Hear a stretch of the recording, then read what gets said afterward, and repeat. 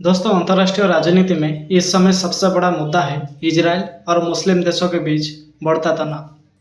ताज़ा खबर यह है कि इसराइल ने एक साथ 6 मुस्लिम देशों पर बड़ा हमला बोला है और इसी बीच भारत के प्रधानमंत्री नरेंद्र मोदी की चाल ने पूरे खेल को बदल दिया है। आइए पूरी खबर को विस्तार से समझते हैं। दरअसल मध्य पूर्व की जंग अचानक और तेज हो गई है। इजराइल ने दावा किया है कि उसके ड्रोन और मिसाइल सिस्टम ने Iran, Syria, Lebanon, Yemen, Iraq और कतर के कई ठिकानों को निशाना बनाया। इन देशों पर आरोप है कि ये हमास और हिजबुल्लाह जैसे संगठन को सपोर्ट करते हैं। इजराइल ने कहा कि जब तक आतंकवाद संगठन को बाहर से सपोर्ट मिलता रहेगा, गाजा में शांति नहीं आ सकती। इजराइल का यह हमला सीधे तौर पर 6 मुस्लिम देशों के खिलाफ चेतावनी के तौर पर देखा जा रहा है। दरअसल हाल ही में गाजा युद्ध के बीच ईरान और उसके सहयोगियों ने इजराइल पर लगातार रॉकेट हमले किए। सीरिया से दागी गई मिसाइलें इजराइल के उत्तरी हिस्सों तक पहुंची। यमन के हुती विद्रोहियों ने भी इजरायली बंदरगाहों को निशाना बनाने की कोशिश की। इसी के बाद इजराइल ने तय किया कि अब सिर्फ डिफेंस बल्कि ऑफेंसिव अटैक करना होगा। जैसे ही इजराइल ने हमला किया, मुस्लिम देशों ने गुस्सा भड़क उठा। ईरान ने धमकी दी कि अगर इजराइल ने हद पार की तो जवाब बेहद खतरनाक होगा। कतर ने अंतर्राष्ट्रीय मंच पर इजराइल की निंदा की और कहा कि अमेरिका और यूरोप इजराइल को खुली छूट दे रही हैं। वही सऊदी अरब और तुर्की भी इस मुद्दे पर चुप्पी तोड़ सकते हैं। यानी मामला सिर्फ इजराइल और हमास का नहीं रहा, बल्कि अब यह पूरे मुस्लिम वर्ल्ड वर्सेस इजराइल के शक लेने लगा है। इसी बीच भारत के प्रधानमंत्री नरेंद्र मोदी की कूटनीति ने पूरे खेल को पलट दिया। मोदी ने कहा कि भारत हमेशा आतंकवाद के खिलाफ खड़ा रहेगा, चाहे वो कहीं से भी हो। भारत ने साफ कर दिया कि हमास को सपोर्ट करने वाले देशों के साथ दूरी बनाई जाएगी। मोदी ने यह भी इशारा दिया कि भारत इजराइल के साथ टेक्नोलॉजी, सुरक्षा और डिफेंस में सहयोग और बढ़ाएगा। यही वजह है कि अब अमेरिका और यूरोप खुलकर इजराइल के साथ खड़े दिख रहे हैं और भारत की भूमिका निर्णायक हो गई है। भारत के लिए यह मसला कई कारणों से अहम है, जैसे कि ऊर्जा सुरक्षा, खाड़ी देशों से भारत को तेल और गैस मिलती है, डिफेंस टेक्नोलॉजी, इजराइल भारत का बड़ा सहयोगी है, जियोपॉलिटिक्स, भारत नहीं चाहता कि मुस्लिम देशों का गठबंधन चीन, पाकिस्तान के साथ मिलकर एक नया ब्लॉक बनाए। इसलिए मोदी सरकार बहुत संतुलित लेकिन मजबूत नीति पर काम कर रही है। इजराइल का यह हमला सिर्फ जंग नहीं बल्कि आने वाले समय की तस्वीर है। अगर 6 मुस्लिम देश इजराइल के खिलाफ खुलकर उतरते हैं तो ये पूरे वेस्ट एशिया को युद्ध भूमि बना सकता है। अमेरिका, यूरोप और भारत इजराइल के साथ होंगे। ईरान, तुर्की और उनके सहयोगी देशों का एक ब्लॉक खड़ा होगा। यानी आने वाले समय में नई वर्ल्ड पॉलिटिक्स बन सकती है। मोदी की स्ट्रैटेजी दो तरफा है। एक तरफ भारत आतंकवाद के खिलाफ खड़ा है, दूसरी तरफ भारत मुस्लिम देशों से अपने आर्थिक रिश्ते भी संभाल रहा है।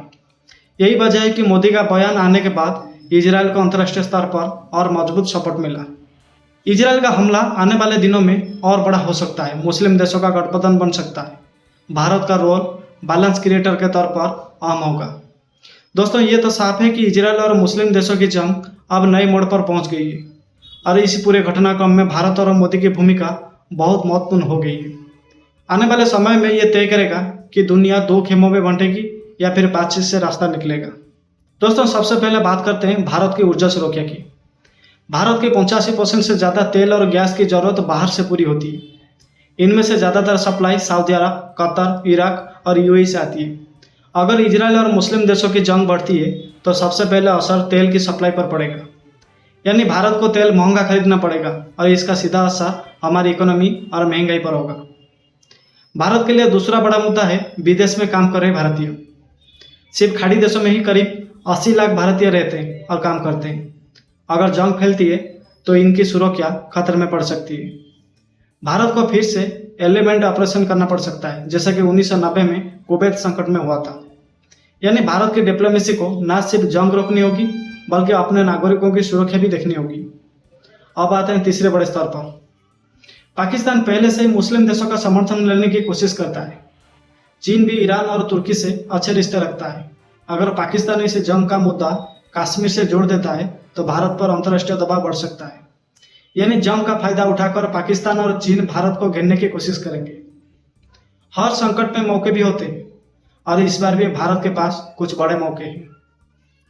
पहला, इजराइल से डिफेंस टेक्नोलॉजी।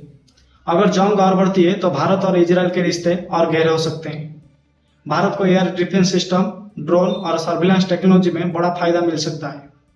अभी भी भारत ने इजराइल से आयरन डोम और बैराकेड मिसाइल सिस्टम जैसे हथियार खरीदे हैं।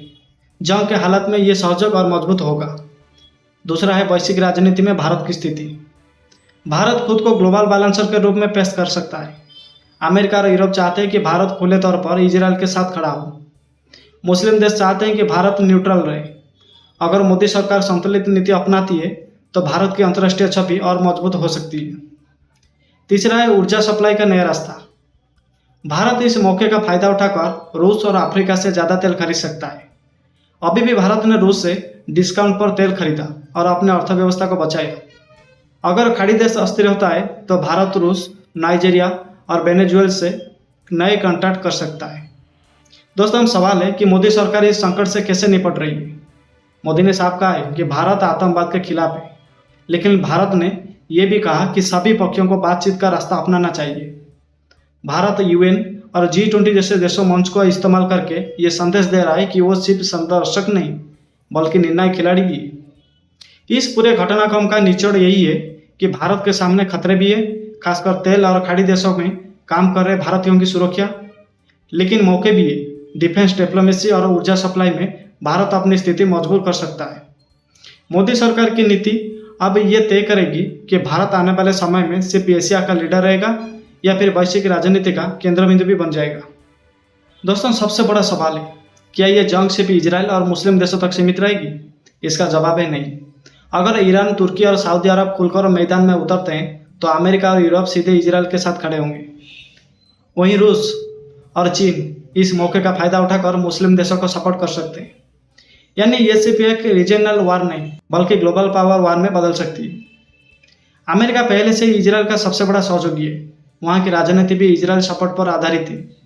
अगर जंग लंबी चली तो अमेरिका को सैनिक भेजने पड़ सकते हैं, लेकिन यही अमेरिका को आर्थिक और राजनीतिक संकट में भी डाल देगा, क्योंकि अमेरिकी जनता पहले ही विदेश जंग से थकी हुई है।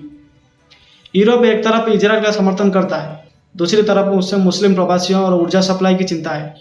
अगर मुस्लिम देश तेल की सप्लाई रोकते हैं तो यूरोप की इकोनॉमी बुरी तरह से प्रभावित हो जाएगी। जर्मनी, फ्रांस और ब्रिटेन को अपने डिप्लोमेसी और डिफेंस स्ट्रैटेजी बदलनी पड़ेगी। रूस पहले से ही यूक्रेन युद्ध में उलझा है, लेकिन अगर ईरान उसके साथ खड़ा होता है तो रूस इजराइल के खिलाफ जा सकता है। चीन इसी जंग को एक इकोनॉमी की अपॉर्चुनिटी की तरह देखेगा। चीन मुस्लिम देशों को हथियार और टेक्नोलॉजी देकर अपनी पकड़ मजबूत कर सकता है। इसका सीधा असर होगा कि दुनिया दो खेमों में बंट जाएगी। अब बात करते हैं आर्थिक मोर्चे की। सबसे पहले असर पड़ेगा तेल की कीमत पर। अगर जंग लंबी चली तो क्रूड ऑयल $150 प्रति बैरल तक पहुंच सकता है। इसका असर हर देश पर होगा, चाहे अमेरिका हो, भारत हो या यूरोप। महंगाई बढ़ेगी, बेरोजगारी बढ़ेगी और ग्लोबल रिसेशन का खतरा भी बड़ा हो जाएगा। जंग के हालात में स्टॉक मार्केट गिरेंगे। सोने और सिल्वर जैसी सेफ इन्वेस्टमेंट महंगी हो जाएगी। इंटरनेशनल ट्रेड, खासकर शिपिंग रूट पर खड़ा असर पड़ेगा, क्योंकि जंग मुख्य रूप से खाड़ी और मिडिल ईस्ट में होगी। जंग बढ़ने पर आतंकवादी संगठन भी एक्टिव हो सकते हैं। यूरोप और एशिया में आतंकी हमलों का खतरा बढ़ जाएगा। ये हालात दुनिया को और असुरक्षित बना देंगे।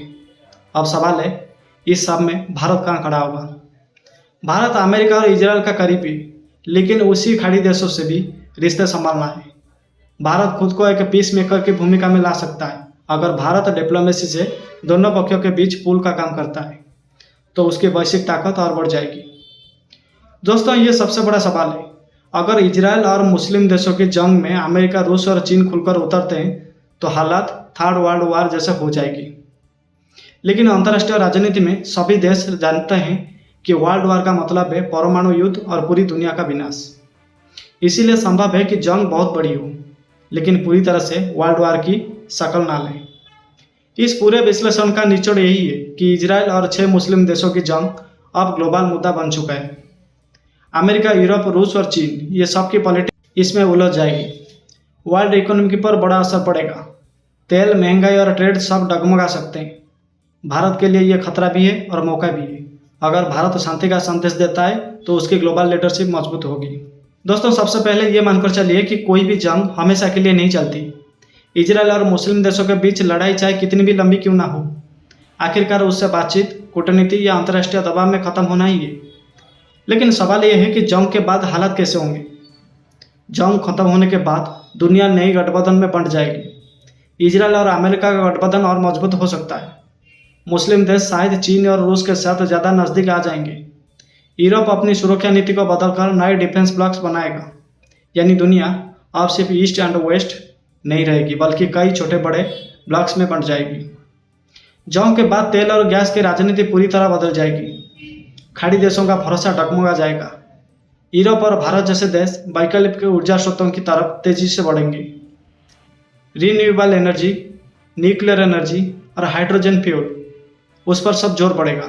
यानी ये जंग दुनिया का नई ऊर्जा क्रांति की तरफ भी धकेल सकती है। जंग के बाद खतरा खत्म नहीं होगा बल्कि नई किस्म का आतंकवाद जन्म लेगा। हारने वाले पक्ष के लोग आतंकी संगठन का हिस्सा बन सकते हैं। मध्य पूर्व में और अस्थिरता आएगी। दुनिया को ग्लोबल काउंटर टेररिज्म स्ट्रैटेजी और मजबूत करनी पड़ेगी। जंग खत्म होने के बाद शुरुआती दौरे में तेल और गैस की कीमत ऊंची रहेगी, लेकिन धीरे धीरे नई सप्लाई चेन बन जाएगी और बाजार स्थिर होगा। जिन देशों ने युद्ध के समय सही रणनीति अपनाई होगी वही ग्लोबल इकोनॉमी में लीडर बनेगी। अब आते हैं भारत पर। जंग के बाद भारत के सामने 3 बड़े मौके होंगे। पहला, कूटनीतिक शक्ति।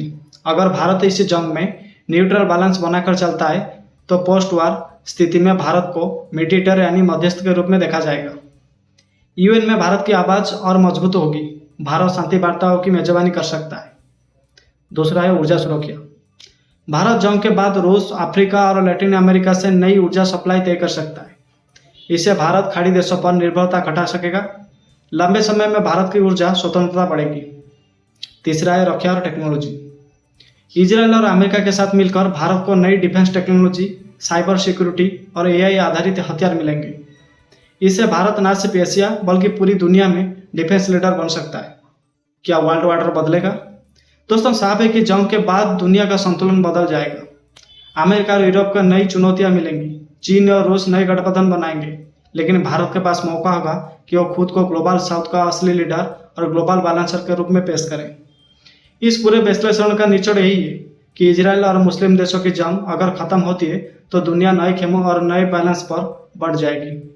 ऊर्जा, राजनीति और सुरक्षा रणनीति पूरी तरह बदल जाएगी और भारत के पास मौका है कि वो पोस्ट वार वर्ल्ड में सबसे बड़ा कूटनीतिक और आर्थिक खिलाड़ी बनकर उभरे।